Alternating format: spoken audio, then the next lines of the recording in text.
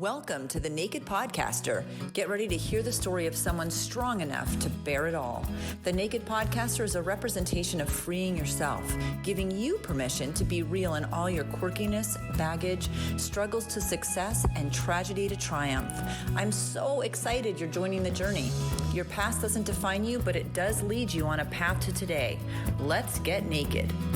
Hello and welcome to The Naked Podcaster. This is Jen Taylor. Today I'm here with Joe Blakely. Joe, we're pre-gaming, we pre-game, so we're doing really well. But how are you doing? I'm doing really great. How are you? I'm so excited because I've been on your website, Coherent there, and everything will be in show notes. But what a cool thing. Tell us about what is this and why? So I started the business a little bit in a bit of depression. I had been a fashion designer before, left the industry for a while, and started this because I wanted to create clothing for digital nomads. While I was depressed, I was self-soothing by going on to Airbnb and looking at all these beautiful places in Bali and mostly Bali, to be honest with you, but all over. And they were so affordable and so beautiful. And I thought, wow, this is what I would like. And I just hadn't had an opportunity to travel in a while because I had spent quite a good long period of time in poverty, actually. And I kind of joke that I started at the top and I worked my way down because my first job was with Pierre Cardin as his assistant in Paris. Wow. Wow. and I got paid very well and everything. And then I just things just took turns because I wasn't able to stay there. And so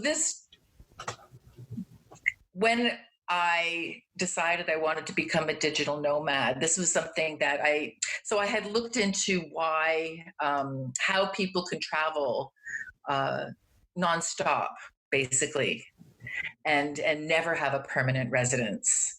And because doing both can be very difficult if you want to travel a lot. So giving up a permanent residence and not being a hobo exactly, but because digital technology allows you to these days travel anywhere and work anywhere in the world, and all of what I do digitally. I don't need to have an office. I don't need anything really other than my laptop and Wi-Fi to do this brand. And so I realized that I could also live this life. And immediately I started thinking, well, what would I wear and what would I pack? And the next thing I knew, I was designing a collection. And I thought, okay, I can make this work. I can really make this work. And I started looking at a variety of different places for suppliers. And right now I work with print on demand and I do drop shipping. So I don't have to carry inventory. It costs me next to nothing, but my special sauce, my special thing that I bring is couture sensibility. I mean, that's what I studied. I studied haute couture in Paris, and just a ton of experience in fashion design. And I can bring that to, I wanted to, so I'm very environmentally friendly. I refused to drive a car, back when I was 15 years old, and we're going back 40 plus years now. So I was on the environmental thing, and I had integrity about it a long, long time ago. And, everybody laughed at me back then, nobody took it seriously. And even now, even today, so many years later, it's still hard. But if I was going to do anything, I wanted it to be as environmentally friendly as possible. So one of the things that I really like about it is that it is slow fashion. It is made on demand, and it means that there's no excess waste. It's only what is being used is getting produced. And I was so excited when I read your stuff because I'm a minimalist and I'm very familiar with the capsule wardrobe. And when you want to travel more, like our dream is to renovate an RV and live in it full time. And so in order, I know. You're my customer. I'm like, we need to hug. But I mean, for people who want to be more, whether we minimized because of stress, things were so stressful. And it was all the stuff that we had that was stressing me out. Whether you start your minimalism or capsule wardrobe journey because you read Marie Kondo or I did. Did you? I did. And honestly, she really did have an impact on me too, because I used to be quite a bit of a hoarder and it was weighing me down. It really is just stuff and you're just not as flexible and as adaptable really. Oh yeah. I had over 100 pairs of shoes. So I'm not embarrassed because it's part of the journey, It's so surprising, but my intention wasn't the digital footprint or to be more mindful. That is a really good side effect. And yours was the opposite. You started off with a digital footprint, but stress was in there too. So I know it was. Yes. Yeah. Yeah. So, I mean, the whole thing, it was really interesting about, I guess, a year and a half before I started the business, before I discovered this whole digital nomad world, before I discovered any of it really. I mean, I had done a bunch of different things, but I didn't put pieces together and I didn't know anything about this market.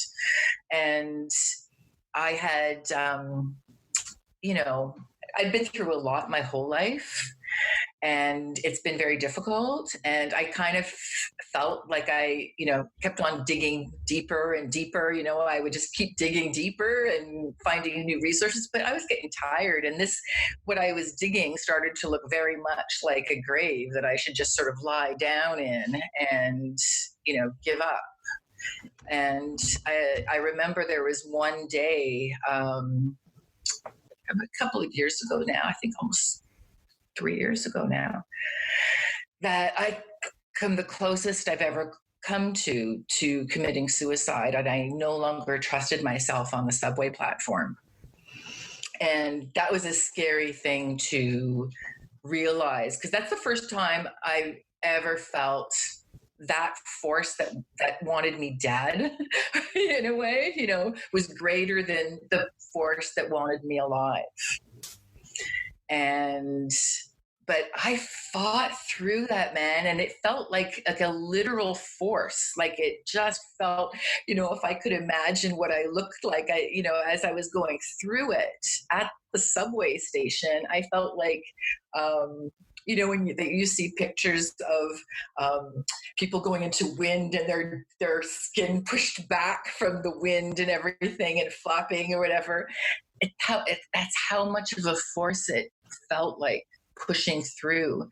And, I felt like I just dug deep a little one more time. And then I found this treasure. I had been digging for a treasure the whole time.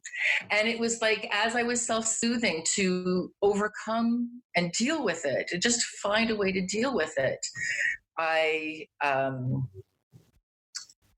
was going on Airbnb. I was naturally guided, and to healing myself, and I think that that's something that has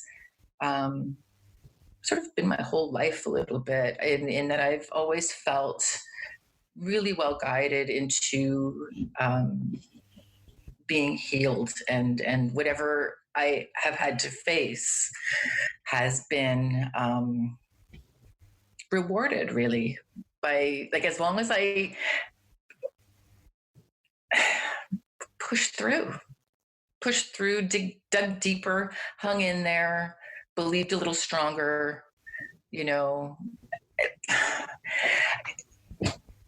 it isn't, I have to say, like, it's not always easy. And there's moments where years where things were rough.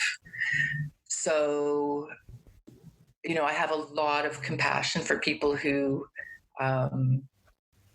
things don't turn around for, and it's not them. I don't think that it's them or their energy. Like, the world is really hard. And for me, I mean, I have so much going for me in terms of skills and experiences, and I have a lot of privilege and a lot of ability to just a lot of talent and skills, and it was hard for me. And intel, you know what I mean? Like, and it was hard for me. So I can only imagine what is like for somebody else. Let's go back further. I know that this was kind of the culmination, the last drop in the bucket before launching this really incredible company that I totally need to stay off of your website. But let's go back, because you said you studied in Paris. You were with Pierre Cardin. Yes. You were in Paris in your late 20s and 30s. In my early 20s. Early 20s, sorry. Take us back then. Early to mid-20s, yeah. Okay. So that was amazing. The problem was, back then, it was a long time ago, there was no internet. I had no way of finding out how to get working papers there. And being from Canada, it wasn't as easy as if I had been from the EU. And it was so frustrating because I would go around to all these designer houses for internships, and they all wanted to hire me. Like, every single one wanted to hire me. Like, at Dior, they wanted to hire me. At, like, every single place I walked in the door, they wanted to hire me on the spot. And they all asked me, do you have your papers? And it's like, I didn't have my papers. And for whatever reason, Pierre Cardin did it. He was actually one of the, if not the best paying internship in Paris. And generally, like, another person that worked there also graduated top of the class at the school that I went to, and I also graduated top of the class. And so, like, he just sort of took the creme de la creme a little bit of the school. Unfortunately, interns are a dime a dozen, and there's always new coming out, and trying to get your permanent visa to stay there just didn't happen. And so I came back and worked in a few places in Canada and also in Paris a little bit. But eventually it just wasn't enough, and I couldn't afford to stay there anymore. And worked for a few different places, private label and so on, but had experienced quite a bit of sexual harassment in the workplace. And, as I learned to stand up for myself, it turned more to workplace bullying and harassment. And to the point that I had, a number of workplace assaults. I kept on trying to leave the business.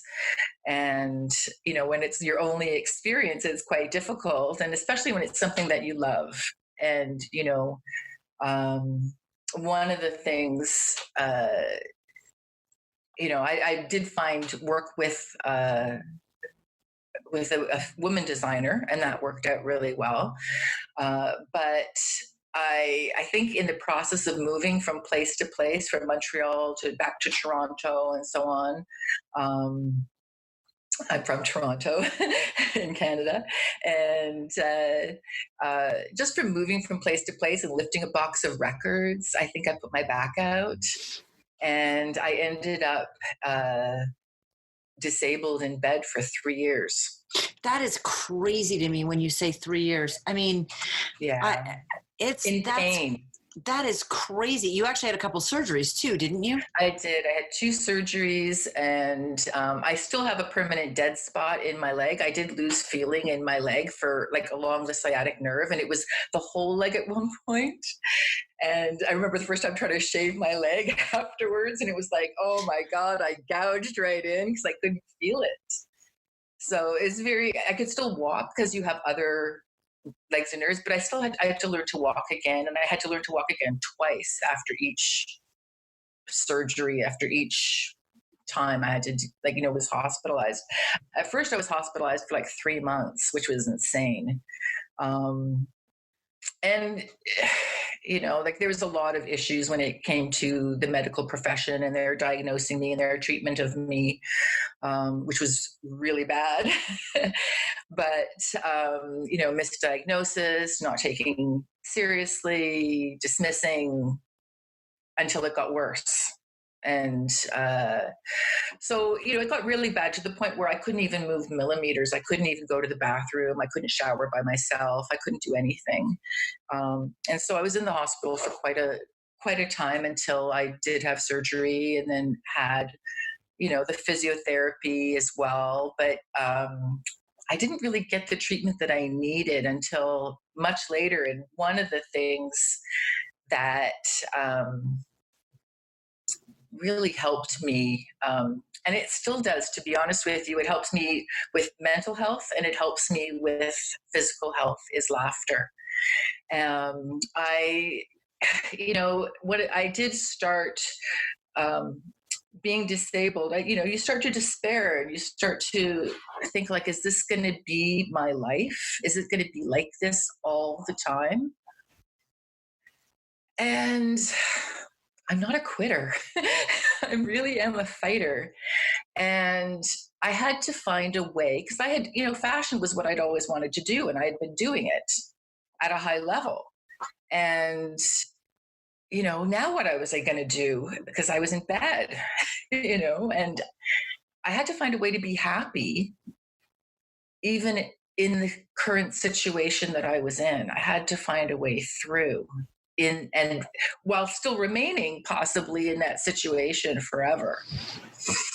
And that's a really crazy part of it too. You had no end in sight to the pain and the disability. No. Okay. No. And I was told I wouldn't dance and I wouldn't scuba and I wouldn't, I'd walk, but there was a lot that would be never for me, kind of thing. And I'm just like, I don't, they didn't listen to me before.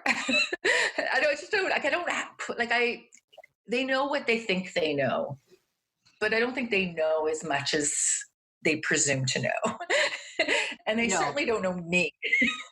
And I had, so here's the thing. I had a nanny growing up who I am still very close to. And she was French Canadian, also in fashion. We've had these really weird connections, like where we've literally bumped into each other in Paris and we've literally bumped into each other in Montreal. And yeah, like it's crazy. So, and we're still connected. Like she was my first customer. So like we're still connected. And while I was disabled,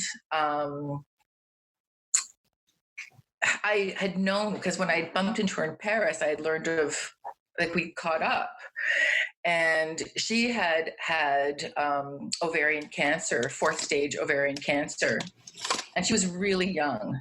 She was in her early 30s, I guess, like really early 30s.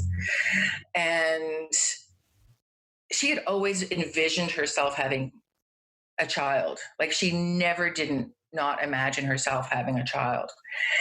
And everybody wanted to take out her uterus, like everybody. And she just thought, no, like that isn't what she saw. And she learned, and this, I know this isn't for everybody, and I don't want to get into, but this is a truth, and it is what happened for her. And she did creative visualization where she imagined this little guy going into her body and scooping out the cancer. And every day she would meditate. And one day she couldn't it didn't work. Like she just couldn't get it to work. So she wasn't sure. And so she gave it a little bit of time and it came back. She also did macrobiotic diet as well at the time, and de-stressed her life. And the test came back clear. Like she had no more cancer left. And she went on to have a child, and she's still doing very well. She's had no remission. So I had my own disability going into it, knowing what she had gone through and what she had healed from just by her mindset in many ways, and the work that she did in meditation as well, and focus. And I just believed that I could do similarly. And I used different methods, but they worked, they worked. And for me, it was writing. There's this book called What Color is My Parachute? It's a classic. And the book is really all about, finding your thing, finding what you're really here for. And there's exercises in it that were really life-changing for me, and I really recommend them to anybody at all. Like really, you get to know yourself a little bit better. You get to know the kinds of skills, and it opens opportunities rather than limits you. And I remembered all the things that I loved to do, which was writing, cooking. Some were easier to do from bed than others, And so I started writing again. And at the time, it was a few things. I started writing a Harlequin, kind of a little bit raunchy romance, because you got to have some fun when you're stuck in bed. Right. Okay. So you're on disability and you're in pain and you're trying to find medium. So you read this book. I love that you started writing romance novels. I think it's just awesome. So tell me more about that, because I'm just imagining you like, well, I'm stuck in bed, so I might as well write about sex. Yeah, kind of. I'm a romantic, right? So you have time to fantasize, like you do. You have plenty of time to fantasize. You have plenty of time to imagine something different when it can be different, and live a different life in your head. And that is almost as good. It really is. Like in many, many ways, if you've got a really good imagination, it's very soothing and it's very healing, and it gives you an outlet. And this is, I think, a lot of writers do this in many ways. We're all kind of solitary beings and very, sensitive people. So we tend to kind of go inwards a little bit and be thinkers a little bit. And it was a really good time for me, really, in an odd sort of way, because I think of it as my hermetic period. It was a time for me to really, there were so many things that I learned in that time, like so many things. I learned my own resiliency, my own strength, because I did start to heal, like just as I was laughing and writing, because I was just cracking myself up. I started to heal, and just having that joy run through you. It's an energy that it's like I don't know, maybe it just like sort of repolarizes all your electrons in your body and something, but whatever it is, it recharges you with an energy that it's amazing that you can self-generate that, like it's amazing that you can self-generate that kind of energy by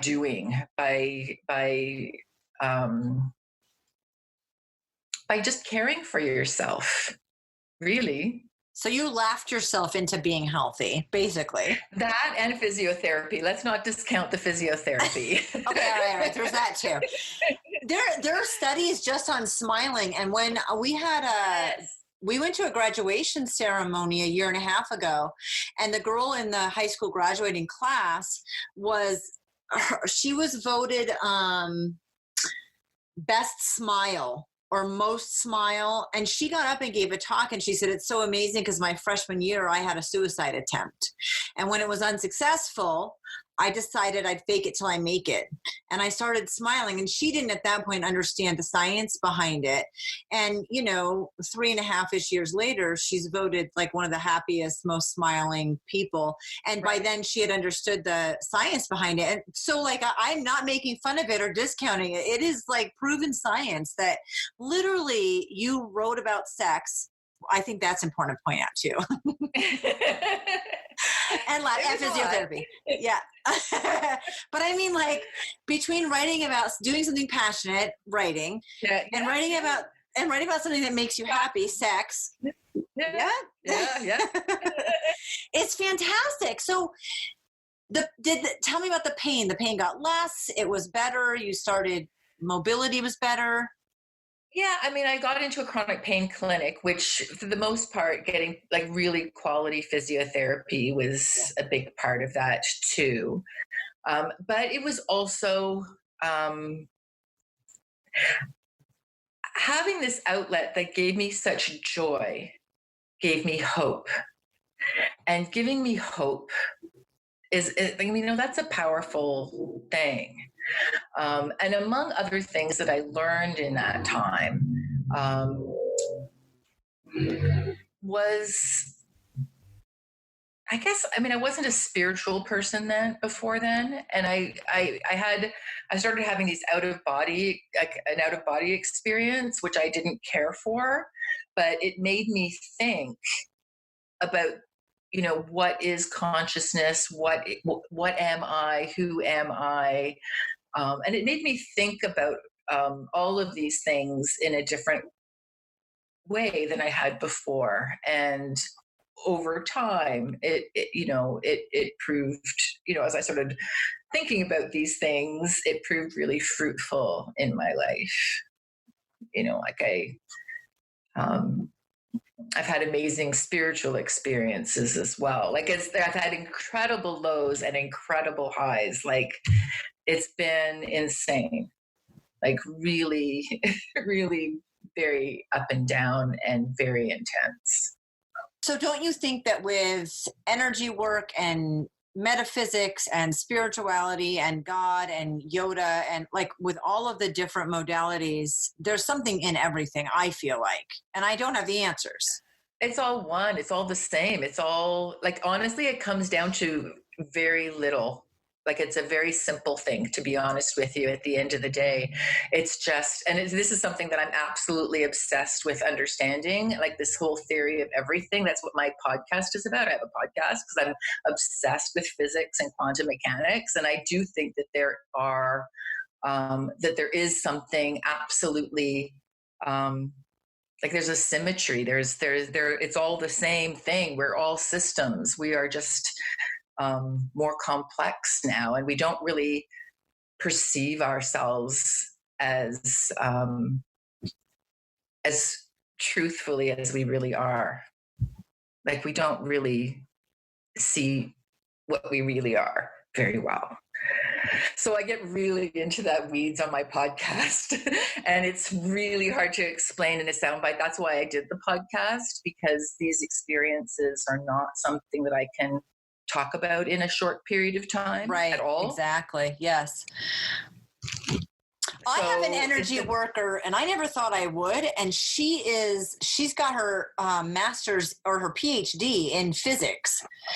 And so I know somebody else that has that too, actually. It's amazing. It is amazing because she could just give me the answer to my question in a science in a way that I understood it scientifically. So my logical brain was appeased, and then I could just relax and do energy work.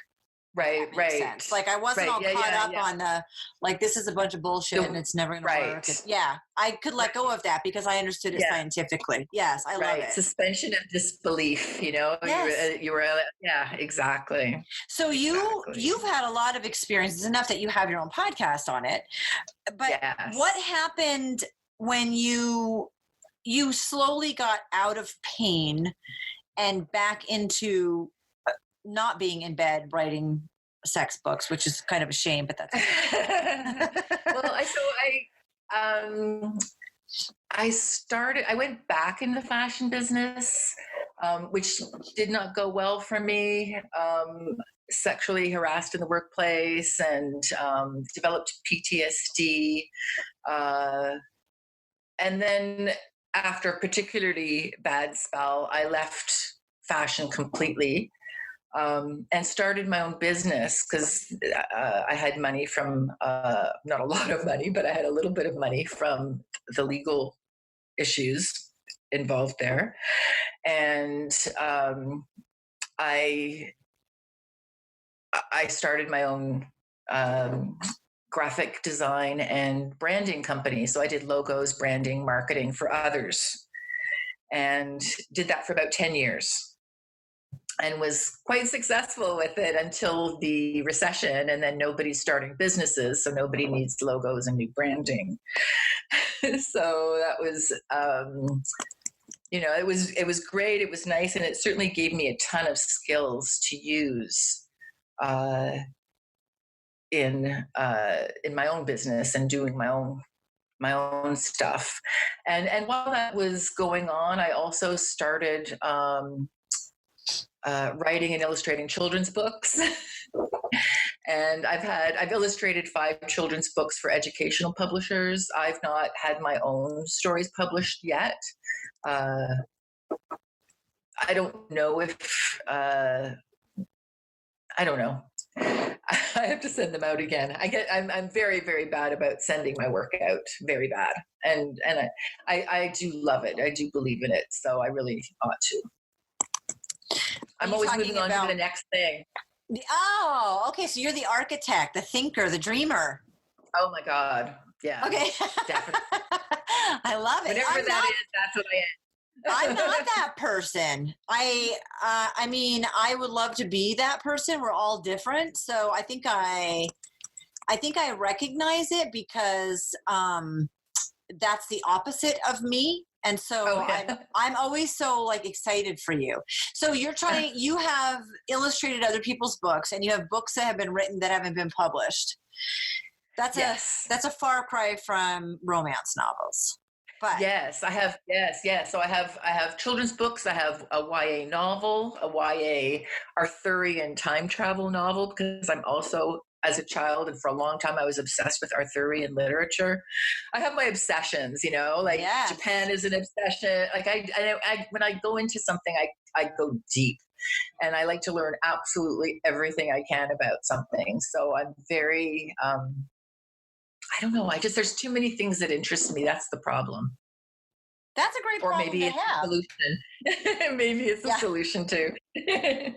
So you went back into fashion. I want to applaud you because I know if you had a settlement from a legal situation, that meant you followed through on the sexual harassment in the workplace. Yes. I was, you know what? I was an early whistleblower, like early whistleblower. And I, in fact, in various, like I remember one time I was a creative director at a company, and one of the workers left their pay stub on my desk. I didn't know who left it on my desk, but they left it on my desk, and they must have known the kind of person that I was, and they knew that I would do something about it.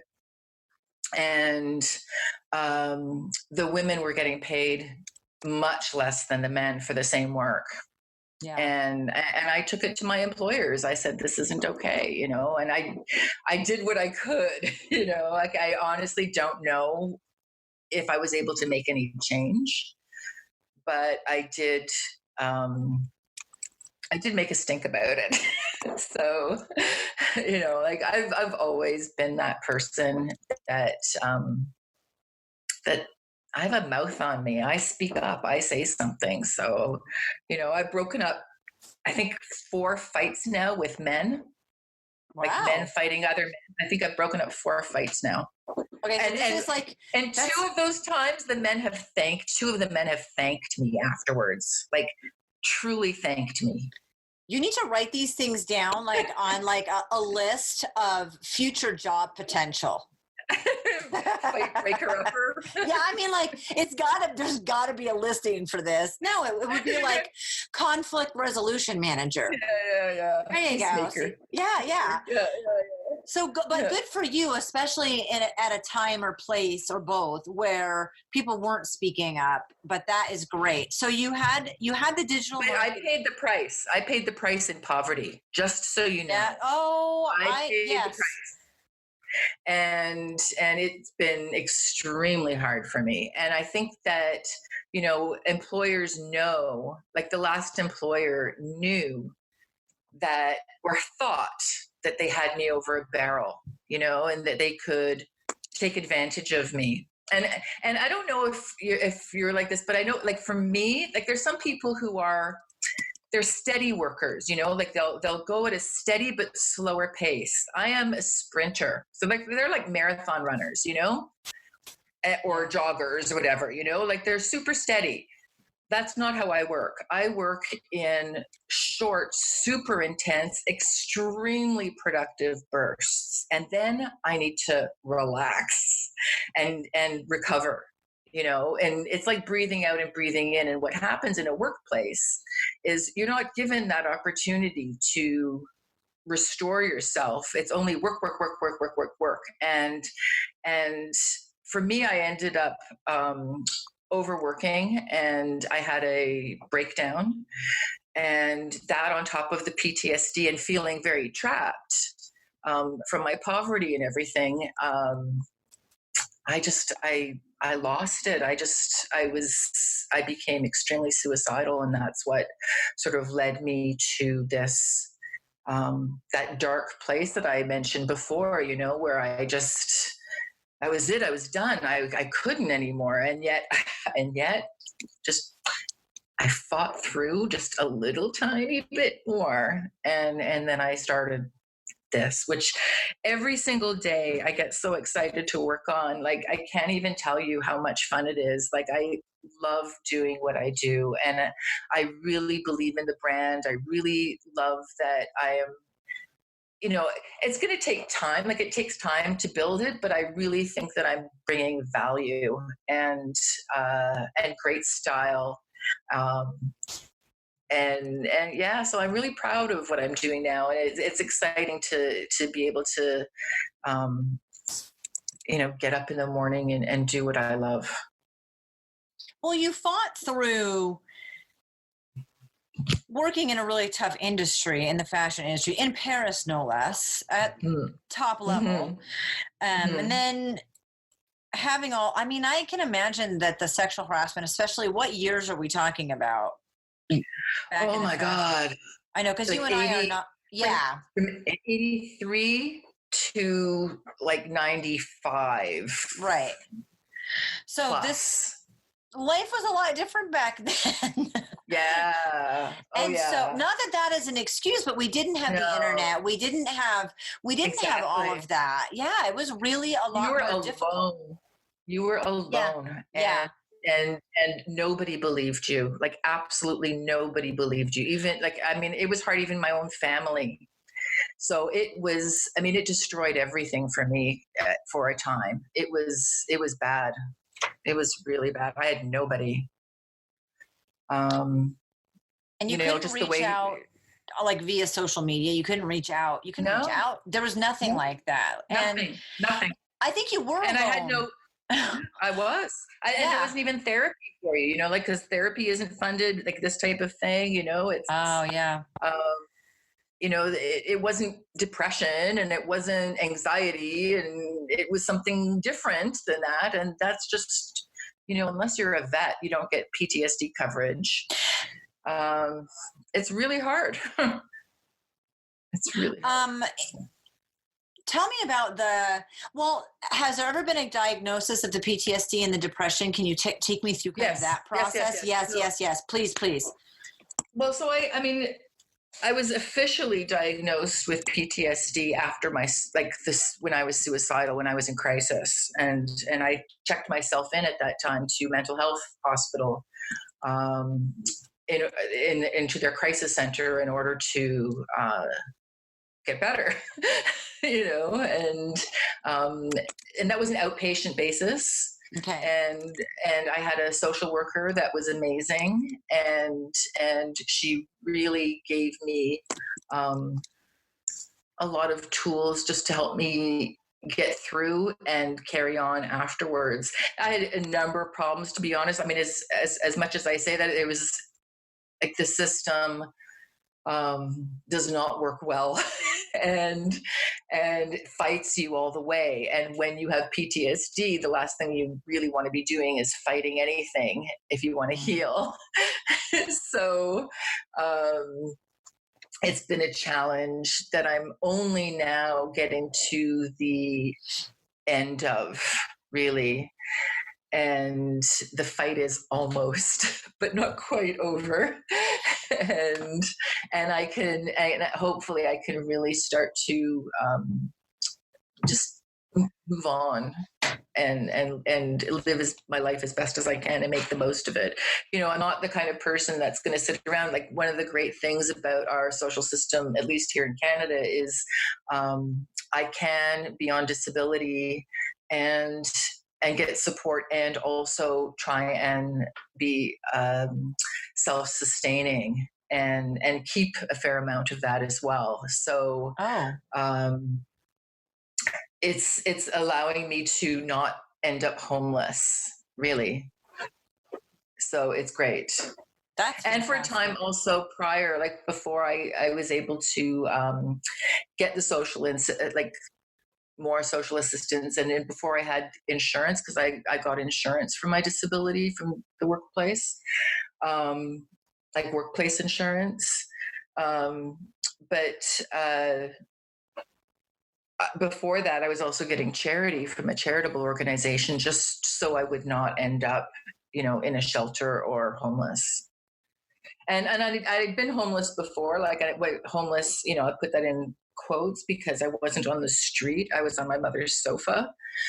But, it was at the age of 36, and she didn't really want me there. And we were having issues, and it was at the time, we've done a lot of work together, my mom and I, but at the time it was a toxic situation, and really not good for me. Not really good for either of us, to be honest with you. But sometimes it's great that you have something to fall back on, but it's not necessarily a good option. No, exactly. I mean, this is the problem. This is why women stay trapped in relationships, and this is why, poverty and having this inequality it keeps people and women trapped. It's a form of slavery, because you cannot free yourself because of financial abuse, really. Yeah, right. So I want to go through the things that really helped you a lot, because you had so many things going on. You had the disability and the severe pain. Let me ask you about managing the pain. Was there a struggle with any, because here in the US, you're in Toronto. I don't know. Yes. I know. Okay. So here in the US, they like to prescribe narcotics that you then get addicted on, that turn into all kinds of horrible problems. Right. And that's unfortunate for people who need pain management, but the outcome's not what they want. Right. So how did you manage? Yeah. So there's a few things. Now, it was really hard because when you're not moving, you're not burning energy, so you don't get really tired. So, one of the things that I needed just in order to heal, because you have to sleep, is sleeping pills. So I was taking sleeping pills, but they were a special kind that were non-addictive. So I was taking that. I was taking an anti-inflammatory, which was supposed to help. I didn't find that it did. And then I was taking like like a type of Percocet, if there was taking a narcotic. I can't remember what the name of it was, to be honest with you, but it was a narcotic. And I would take it when I needed to. For a time, I took it fairly regularly when it was bad. I am a strong believer in taking what you need to manage your pain, but I also am a strong believer in learning how to also mentally manage your pain. And they gave me at the hospital I can't remember. I think it was post surgery. One of the things that they did was they gave me this tape, and he's online. You can find it at elibay.com. It's ELIBAY.com. And he has these tapes, these relaxation tapes. And he doesn't have the one that I used at the time, which I really liked, because so it's like a type of focused relaxation. And I learned to be extremely good at managing my muscles in my body through, like, mentally. And like, I can actually, just by thinking, I can stop the hiccups, and I can teach anybody how to stop the hiccups just by thinking about it. That's awesome. So, and I've learned how to, like, relax parts of my body just by awareness and attention. Somewhat. It's not perfect. Pain is one of those things. It's got a memory, it sticks in your body, but it's not real. And some of it we have to, it's like learning how to make it dissipate. It's not going to go away right away, but you can make it less dense, the pain. You can make it less sharp. You can start to, if I could give it a sort of analogy, like open up the spaces so that it's just not as strong anymore. Right. So I learned how to do that. But I also, for a time, I took medication. But I have to say, I really started getting better when I decided to stop all the medication. Like, I just got rid of all of it, every single bit of it. I was smoking weed though. So, and I still smoke weed, but it's legal here. Yay. It's legal here too. Thank God. It is now.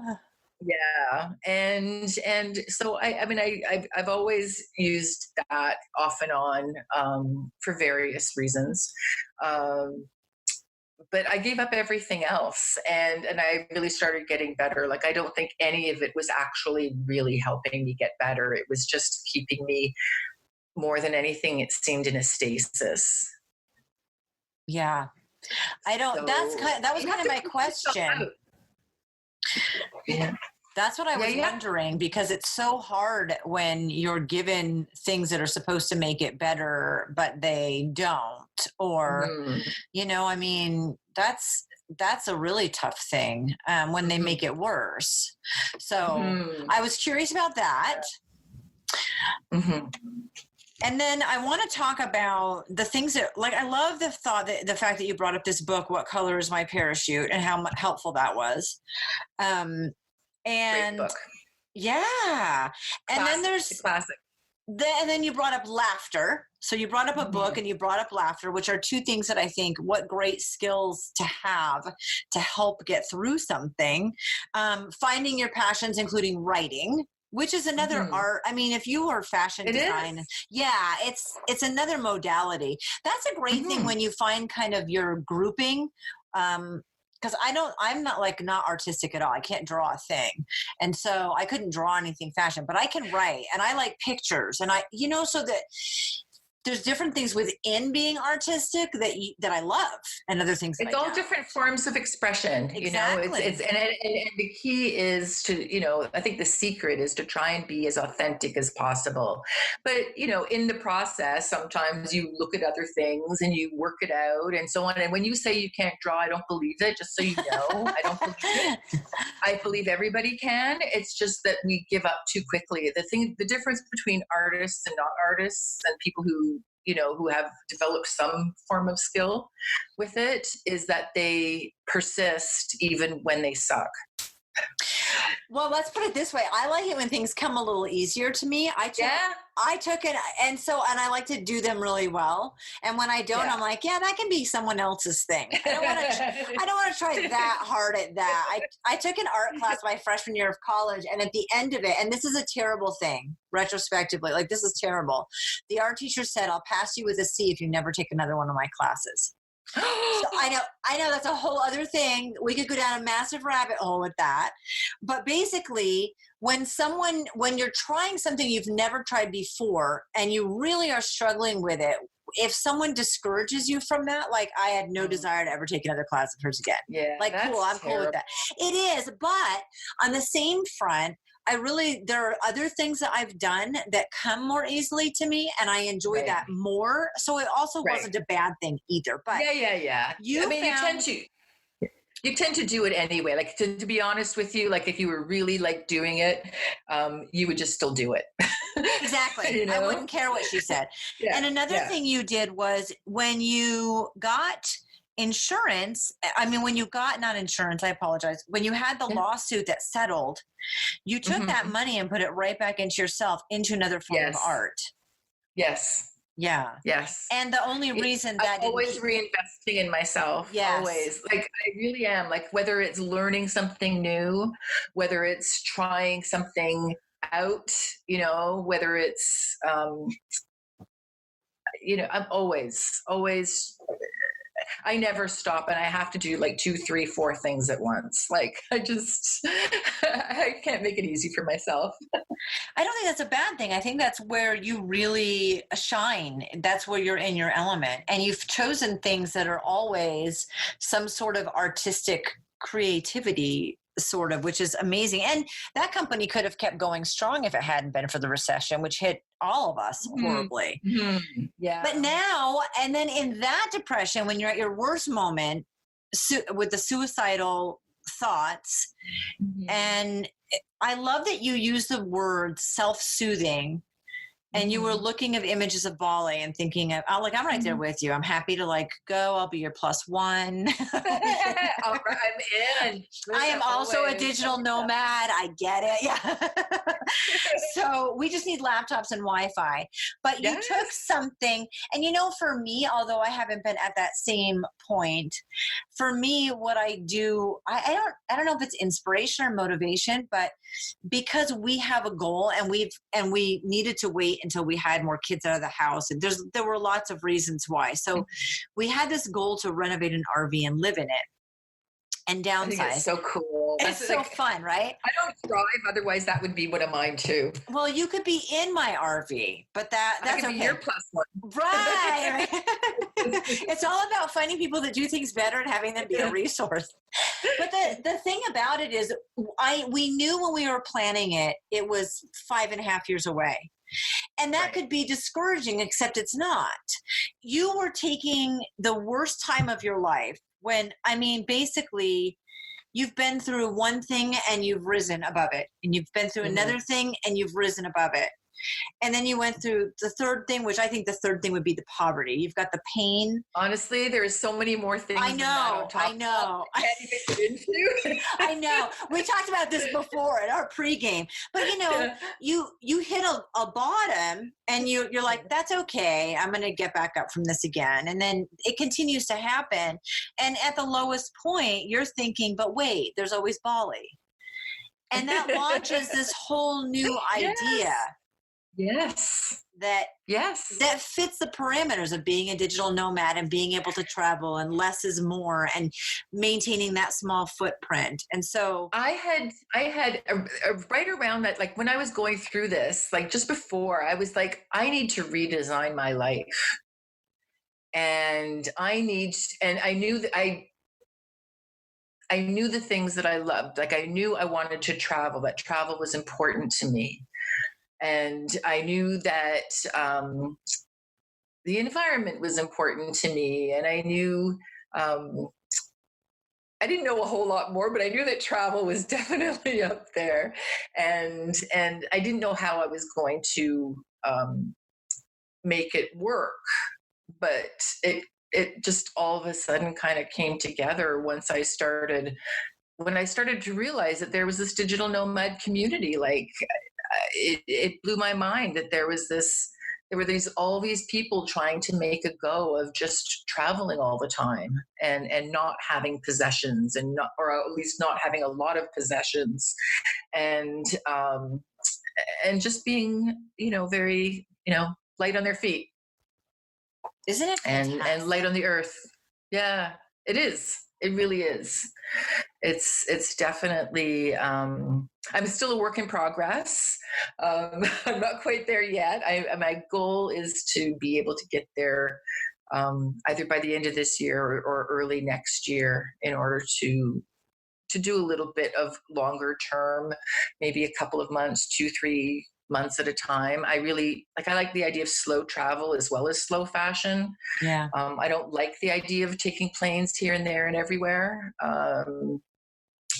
but to be judicious about it, and just really experience a place. Like, I find it doesn't suit my personality to run from place to place to place, and I just want to kind of get into it. My first experience was last year in Vietnam. I did 2 months in Vietnam, and I loved it. I mean, it was so hard the first 2 weeks, or the first 2 months really, but the last month was just paradise. It's worth it, though. Do you think? It is. It's really hard, but it's really worth it.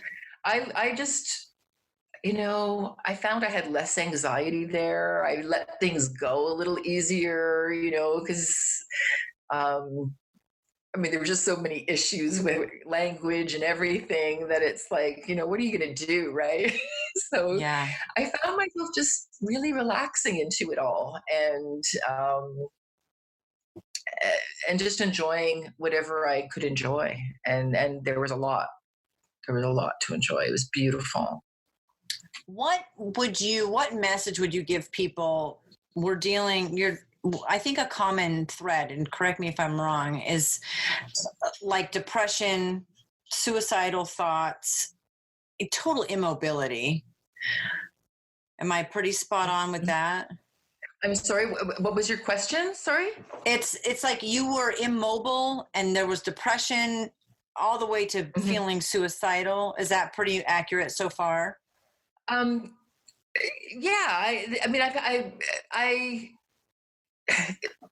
it's been an up and down. So I always recovered, and then it just got harder and harder to recover over time from all of the things. So that's when depression started coming in. I don't think I was a depressed person until much later. And then it became harder. And I was diagnosed with, and I think it's getting better. It definitely feels like it's getting better. But initially, like 3 years ago, I was diagnosed with anhedonia, which is an inability to feel joy. And wow, you? Yeah. And I had given so much. Like, I was always a very joyful, smiling, upbeat, positive, optimistic, resilient person, but I was tapped out. I was done, and nothing was coming into my life to bring me joy. I couldn't afford much joy. I couldn't, it's just like, poverty is brutal. And so, yeah, it was very difficult. And, but like I said, one of the things that I've really learned about myself is just, I'm amazingly strong. Like, I just amazingly strong. And I do think that is within all of us. Like, I'm lucky enough to know people who've been through, shockingly enough, even worse than me. And who are also doing great things and pushing through valiantly with big hearts and so on. Like, regardless of whether or not I can feel joy, I will not take the joy from somebody else, and I will try to still bring joy into others' lives, even if I don't get any of it myself. That's crazy. And I think I do find myself, as I get to do what I love and do fashion design, and find that people are responding well to what I'm doing. It's very encouraging, that's for sure, and it definitely, it just gives me, again, hope that this is, I have a pathway to a good life. And it may not be what other people call a good life, because it's a much simpler life, but I think it is a perfect life. And it's the life that I want.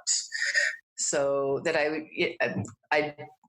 so I'm excited. I feel like this is, right now, it's really starting to be like a pendulum swinging. And I'm shooting for the, way, way far, the moon. I'm so proud of you, and I'm so glad that you were on. Thank you so much for sharing your story. Thank you for taking the time to get naked with us. If you'd like to bear